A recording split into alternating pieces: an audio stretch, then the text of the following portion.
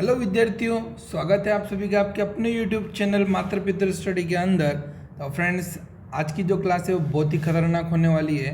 ठीक है फ्रेंड्स, आज की क्लास के अंदर अपन जो पढ़ेंगे वो है परसेंटेज के बारे में। किसके बारे में? परसेंटेज के बारे में पढ़ेंगे आज अपन। किसके बारे में पढ़ेंगे फ्रेंड्स? परसेंटेज के बारे में पढ़ेंगे। परसेंटेज का मतलब क्या होता है? हिंदी में इसका मतलब होता है प्रतिशत। क्या होता है? प्रतिशत। और अगर अपने को टाइम मिला तो अपन जो है वो प्रॉफिट एंड लॉस के बारे में भी पढ़ेंगे। किसके बारे में? Profit and loss. Profit and loss का मतलब क्या होता है? लाभ तथा हानि, लाभ और हानि, इनके बारे में भी अपन पढ़ेंगे। ठीक है, अगर टाइम बचा तो। ठीक है, तो क्लास चालू करते हैं। निगाहें कहाँ होनी चाहिए आपको पता है? स्क्रीन पर होनी चाहिए। ठीक है, तो वीडियो से लास्ट तक आपको क्या करना है? बना रहना है। ठीक है फ्रेंड्स, आशा करता हूँ आप सब लोग बहुत ही अच्छे होंगे। क्लास चालू करते हैं, देखिएगा। देखो भाई साहब, मैं आपको सिर्फ बेसिक कंसेप्ट बताने आया हूँ, वो बताते जाऊँगा। ठीक है, मैं जो चीज़ लिख रहा हूँ उसको ध्यान से देखो कि हर वस्तु या हर चीज़ अपने आप में 100% होती है। कितनी होती है? 100% होती है। जैसे मान लो कि मैं बोलूँ कि 4 लिखा है मैंने। कितना लिखा है? 4। 4 का 50% कितना होगा? तो आप बोलोगे कि सर 4 का 50% मतलब इसका आधा, यानी कि 2 होगा। तो मेरे भाई 2 जो हैं वो 50% हैं, तो 4 100% नहीं होगा क्या? यूँ बताओ। तो भाई 4 का आधा करते हो तो 50% आता है, सब जानते हैं। तो भाई वो 50% कहाँ से आया? 100 का आधा हुआ तभी तो 50% आया। तो इसीलिए तो मैं कह रहा हूँ कि ये क्या होते हैं, कोई भी चीज़ अपने आप में कैसे होती है? 100% होती है। तो देखो 4 से आपने 2 बनाया यानी कि आधा किया, तो यहाँ पर 100 से 50 आधा हुआ है कि नहीं हुआ? तो परसेंटेज भी आधा हुआ और नंबर भी आधा हुआ। तो भाई साहब ये कब होता है? सुन रहे हो, समझ रहे हो? कोई भी चीज़ अपने आप में क्या होती है? 100% होती है। ये चीज़ हमेशा ध्यान रखे चलना। ठीक है, 4 का आधा हुआ है, 50% क्या है? तो 50 कहाँ से हुआ? 100 से, तभी 100 था तभी तो 50 हुआ ना। ठीक है, तो ये चीज़ ध्यान में रखनी है। तो अपने आप में आपस में क्या होती है? ये 100% होता है। ठीक है, क्लियर है यहाँ तक? चलो नेक्स्ट बात करता हूँ मैं। जैसे मान लो आपको कभी कभार क्या क्वेश्चन पूछ लिया जाता है कि अगर आपसे पूछ ले कि 5000 का 20% कितना होता है? 5000 का 20% कितना होता है? ऐसा अगर क्वेश्चन आ जाता है, तब मेरे भाई आप क्या करोगे कि 5000 का 20% कितना होता है, ऐसे लिखोगे। 5000 का निकालना है तो का की जगह गुणा आएगा, 20 का 20 रहेगा, परसेंटेज 100 में कन्वर्ट हो जाएगा, वो भी नीचे। ठीक है, जैसे मान लो आपको कोई बोल दे कि भाई तेरे 500 नंबर में से, जैसे मान लो आपके किसी भी एग्ज़ाम के अंदर 500 नंबर का पेपर है, कि भाई तेरे 500 में से 400 नंबर आए। क्या बोल दे कि तेरे 500 में से कितने नंबर आए? 400 नंबर आए, तो तेरे कितने प्रतिशत बने? तो आप क्या बताओगे? आप बता सकते हो कि आपके कितने प्रतिशत बने? देखो बहुत सारे होनहार विद्यार्थी तो बता देंगे, लेकिन बहुत सारे ऐसे विद्यार्थी हैं जिनको ये चीज़ भी नहीं आती है। ठीक है, तो भाई साहब आप अब, और बहुत सारों को ये भी पता नहीं होता है कि किसमें से कितने नंबर आए, तो उसको किसको ऊपर लिखेंगे किसको नीचे लिखेंगे, ये भी पता नहीं होता है। तो मैं हर एक बेसिक कंसेप्ट क्लियर करते हो जाएंगे, हर एक जो मेरे को याद आता जाएगा वो मैं सिखाता जाऊँगा। ठीक है, तो मेरे भाई आपके 500 में से 400 आए, तो 500 हमेशा नीचे रहेंगे, 400 ऊपर रहेंगे। ठीक है, ये 500 में से, जैसे 50 में से 30 आए तो 50 नीचे 30 ऊपर। तो यहाँ पर देखो अब आपके 500 में से कितने आए भाई साहब?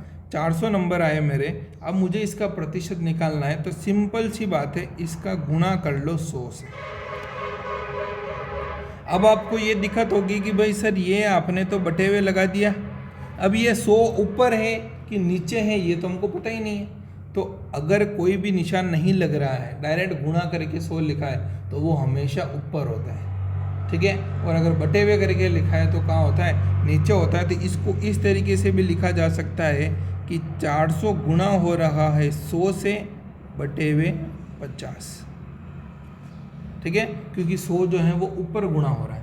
अब इसको सोल्व करने का तरीका क्या है भाई साहब, देखिए कि इस 100 और 50 को अगर 500 को मैं चेक करूँ तो आपको दिख रहा होगा कि 100 में 2 जीरो हैं और 500 में भी 2 जीरो हैं। आप काट सकते हो आसानी से, ठीक है। लेकिन आप ये नहीं कर सकते। देखो अगर मान लो यहाँ पर ऐसा होता तो कि 400 प्लस 100 बटे हुए 500, ठीक है, तब आप 0 से 0 0 से 0 नहीं काट सकते हो। हमेशा ध्यान रखना ऊपर नीचे संख्याएं गुणा में होनी चाहिए, तभी आप उनको काट सकते हो। आई बात समझ में। नीचे अगर अकेली संख्या है तो कोई दिक्कत नहीं है, और अगर ऊपर है तो वो गुणे में होनी चाहिए, तब आप एक दूसरे को ऊपर नीचे से काट सकते हो। प्लस माइनस में नहीं काट सकते हो।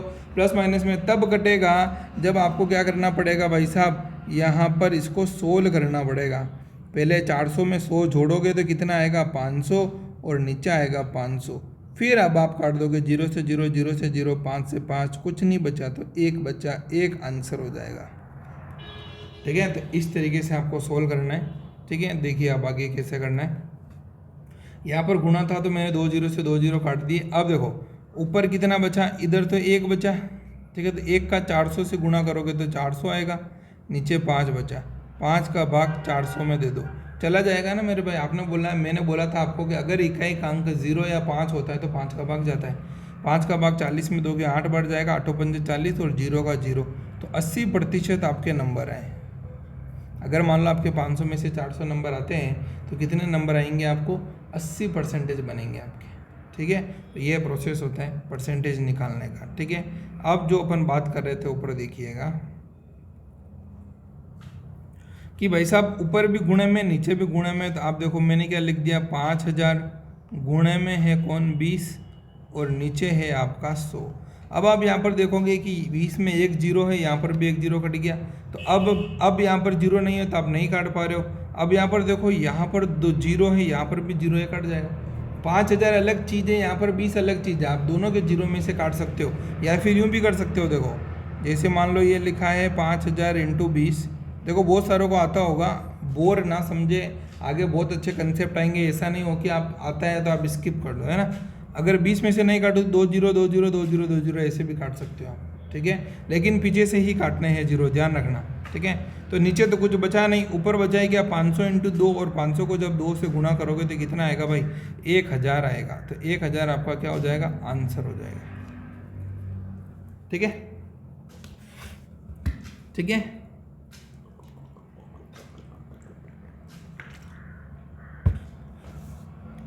पानी पी रहा था भाई, ठीक है। चलो 5000 का 20% कितना होता है ये आपको निकालना आ गया। अभी मैं आपको कुछ एक अलग चीज़ सिखाता हूँ, देखिए।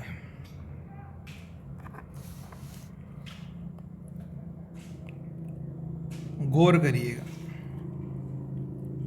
अगर आपको कभी कोई बंदा कह दे कि किसी नंबर का 50% निकाल दे भाई,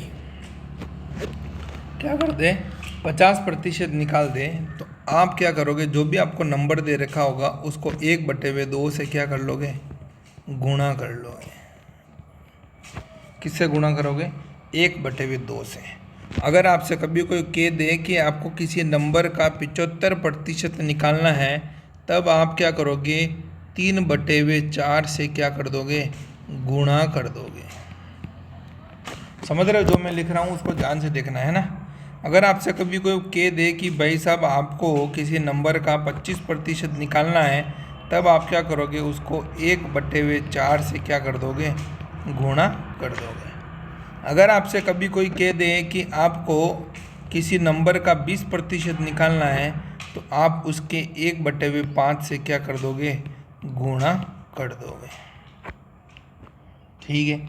अगर मान लो आपसे कभी कोई कह दे किसी नंबर का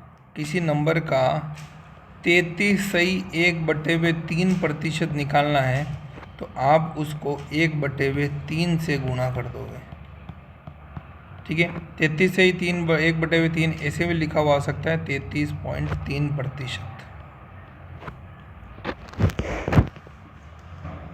समझ रहे हो?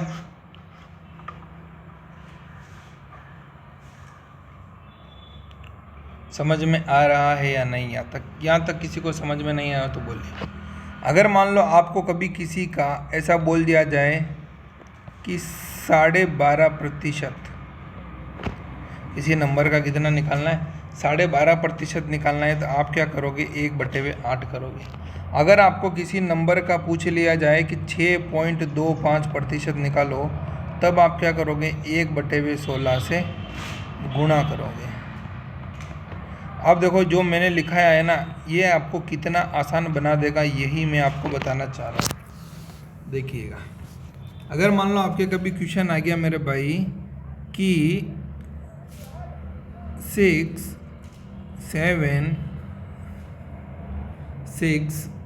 7 और 5, ठीक है, 6, 7, 5 आपके पास कोई एक ये नंबर है, ठीक है। आपको इसका क्या करना है?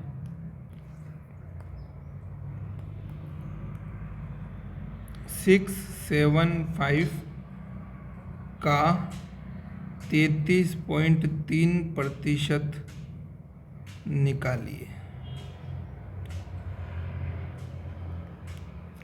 तो आपको पता है कि सर 675 का 33.3% ये होता है, ठीक है।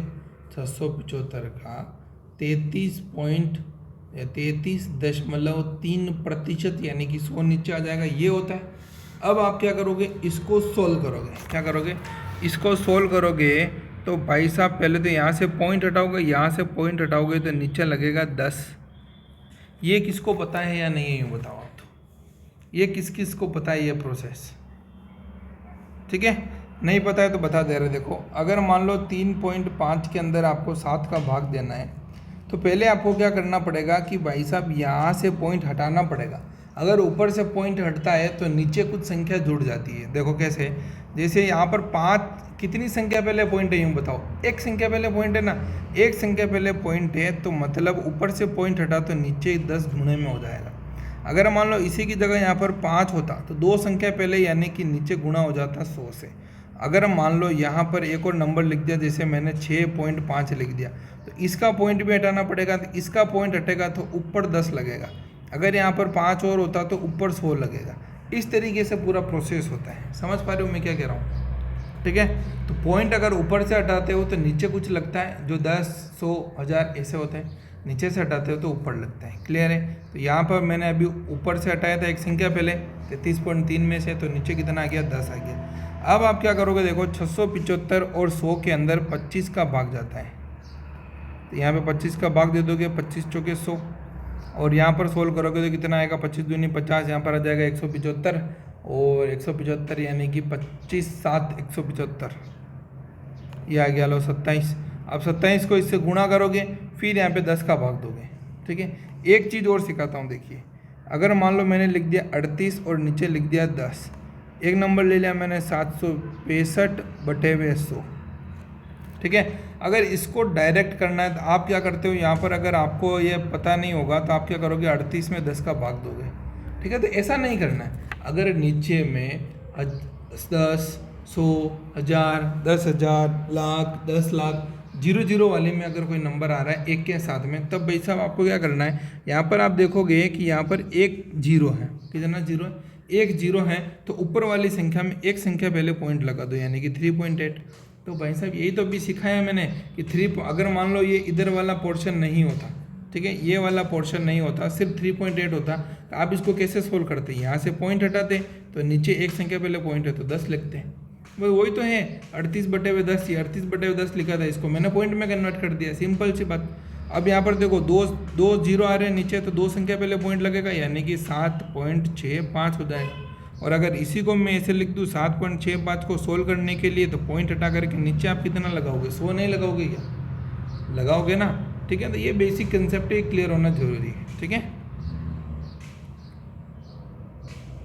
चलो भाई, ठीक है। तो यहाँ पर इसको सोल्व करोगे, यहाँ पर पता नहीं कुछ ना कुछ आएगा, तो ये आपके लिए लंबा प्रोसेस बन जाएगा।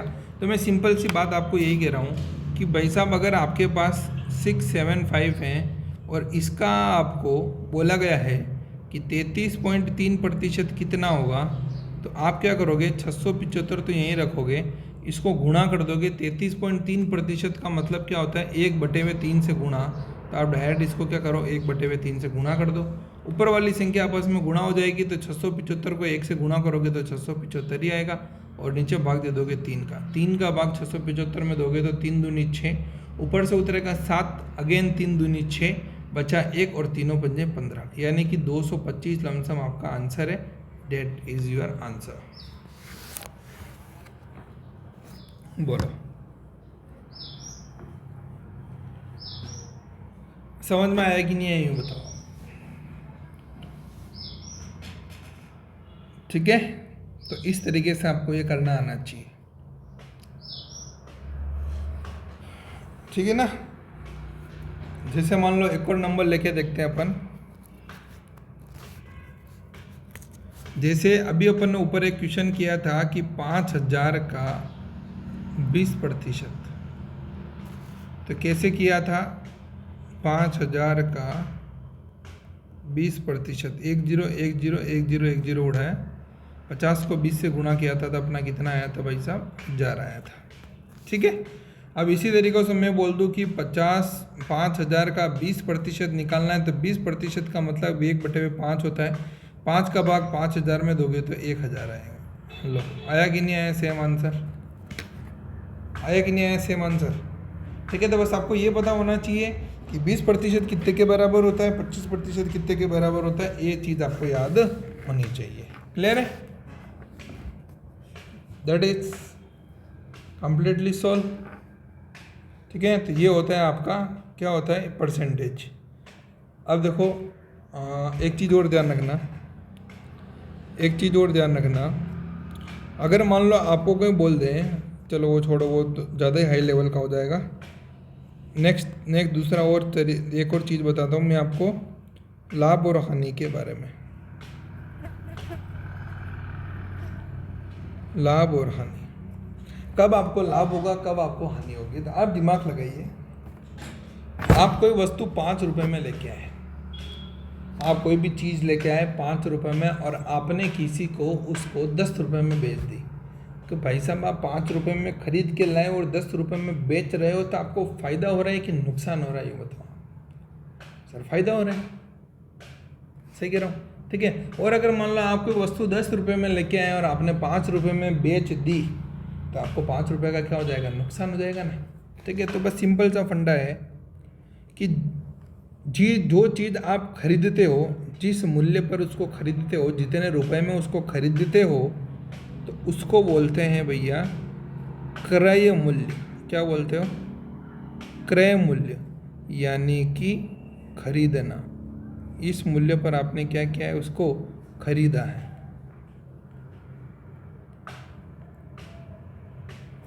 ठीक है, और जब आप उसको बेचते हो तो उस मूल्य को बोला जाता है विक्रय मूल्य।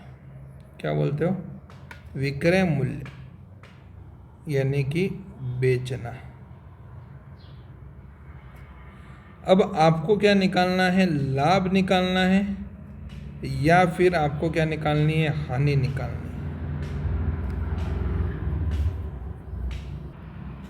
ठीक है भाई साहब, तो अब आपको कब, जब भी लाभ और हानि निकालनी होती है ना, तो लाभ और हानि कब निकलती है कि आपने उस वस्तु को जिस मूल्य में बेचा है, यानी कि विक्रय मूल्य में बेचा है, उसमें से माइनस कर दो जितने में आपने उसको खरीदा है।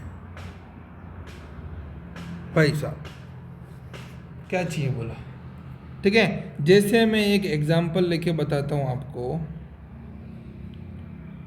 कि 95 रुपये में 95 रुपये में 95 रुपये में 95 रुपये में क्या खरीदा, पर्स खरीदा।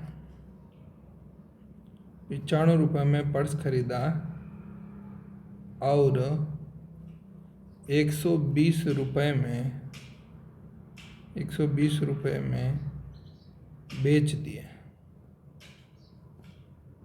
तो लाभ या फिर हानि बताइए। तो सर यहाँ पर आप देखोगे कि 95 रुपये में आपने खरीदा है, तो ये तो कंफर्म हो गया कि क्रय मूल्य तो मेरा 95 होगा। 120 में आपने बेचा है, तो ये भी कंफर्म हो गया कि विक्रय मूल्य मेरा 120 रुपये हो गया। मेरे को लाभ हुआ है या फिर हानि हुई है, ये तो तभी पता लगेगा जब मैं विक्रय मूल्य में से क्रय मूल्य माइनस करूँगा।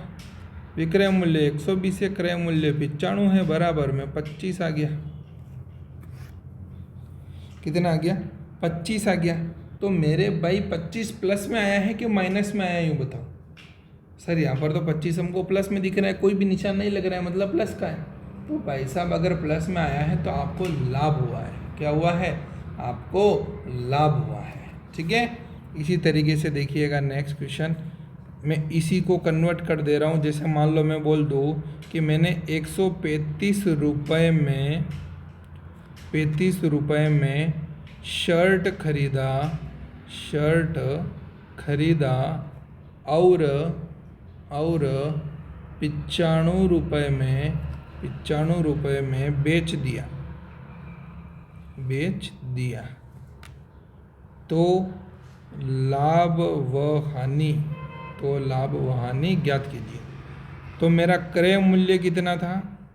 क्रय मूल्य आपको दिख रहा है 135 रुपये। विक्रय मूल्य कितना था? विक्रय मूल्य भी आपको दिख रहा है 95 रुपये। ठीक है, तो फिर क्या हो जाएगा? लाभ होगा या हानि हो गई, ये मेरे को नहीं पता है, लेकिन मेरे को ये ज़रूर पता है कि लाभ और हानि जब भी निकालते हैं तो विक्रय मूल्य में से क्रय मूल्य हमेशा माइनस करते हैं। तो विक्रय मूल्य 95 है, क्रय मूल्य आपका 135 है। आपको भी पता है 95 में से 135 नहीं जाता है तो माइनस लगेगा। आपको पता है ना भाई, छोटी में से बड़ी संख्या नहीं जाती है तो माइनस लगता है। अब 135 में से 95 माइनस कर दो तो कितना आएगा? 40। तो -40 रुपये माइनस हुआ है, तो माइनस हुआ है मतलब आपको यहाँ पर क्या हुई है भाई? हानि हुई है 40 रुपये की, और यहाँ पर 25 रुपये का आपको क्या हुआ है? लाभ हुआ है। ठीक है, एक जगह लाभ, एक जगह हानि। समझ गए? ठीक है, तो लाभ हानि समझ में आ गया। इसके अंदर और भी हायर लेवल के क्वेश्चन आते हैं, लेकिन उनकी तुम्हारे अंदर ज़रूरत नहीं है, और आएंगे तब बुक पढ़ेंगे तब मैं आपको पूरा बता दूंगा। ठीक है फ्रेंड्स, तो ये था अपना बेसिक कंसेप्ट, जिसके अंदर अपन ने परसेंटेज और लाभ और हानि के बारे में पढ़ा। ठीक है फ्रेंड्स, तो क्लास कैसी लगी लाइक करके बता देना, कमेंट करके बताना कि वीडियो कुछ समझ में आ रही है या नहीं। ठीक है फ्रेंड्स, और अगर आप चैनल पर नए हो तो प्लीज़ चैनल को सब्सक्राइब किए बिना मत जाइएगा। Thank you so much. आपका दिन शुभ हो। Have a nice day. माँ बाप की सेवा करो, माता पिता की सेवा करो, और ज़िंदगी जियो, मस्त खुशहाल रहो। ठीक है फ्रेंड्स, और पढ़ाई करो।